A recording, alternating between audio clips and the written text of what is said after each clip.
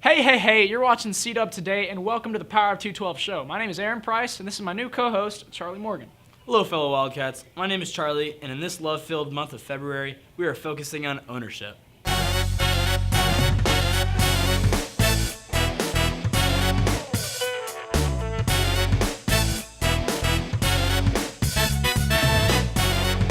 We've talked to our teachers again to see how students can better own up in the classroom.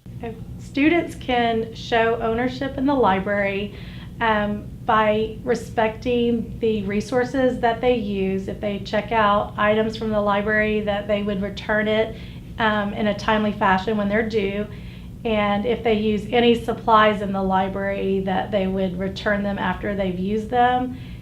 Also, by not carrying over the custodian's jobs into the library by keeping food and drinks other than water in the cafeteria at lunch. The biggest thing I think of when I talk to my students about ownership is when I'm teaching a lesson and the students are talking during the lesson. I think of, I ask them to be quiet and they'll say, well, I wasn't talking, so-and-so was talking. They're not taking ownership for their own actions.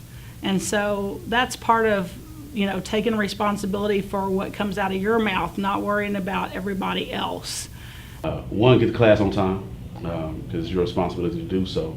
When you make a mistake, own up to it. If you didn't do well on the test because you didn't study, if you did well, because you are studying. So I think, let's say get in class on time, studying, doing your homework, and if a teacher corrects you, just say yes, sir, yes, ma'am, and take care of business. Great advice from our staff. Now it's our turn. It's that time again, Aaron. That's right, Charlie. We're going to look at a student named John Raburn, C-Dub's own man on the street, and see what he found out about students owning up to things that happened in their lives.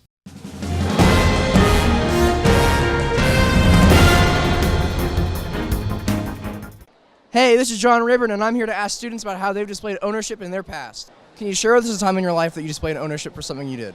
I displayed ownership back in middle school whenever I was cheating for kids so I could have friends. I was cheating on their math homework, and the teacher called me out about it, and I owned up to it.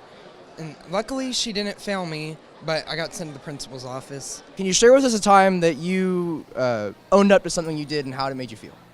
All right. Does that have to be at school related or any time in life? Anything. All right. So one time here, I accidentally broke a mirror in art, and that's really bad because it's really expensive.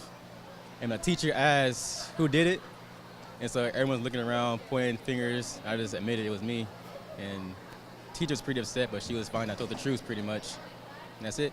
Share with us a time in your life when you owned up to something that you did and how did it make you feel? Well, I stole my mom's ring and I wore it to school, took it off when I washed my hands, didn't come back with it, and she was really upset, and after like a month of guilt, I told her that I lost it and I was grounded for like a month. A time when my sister actually broke something and my mother got mad, so I took the blame for her and I got a beat down. What a caring brother. Well, that about wraps it up for this segment. Back to you, Charlie and Aaron. And now for the final topic of the day, we're going to be announcing the Students of the Week. You got that right, Aaron. These students were picked because of the ownership they have showed to someone.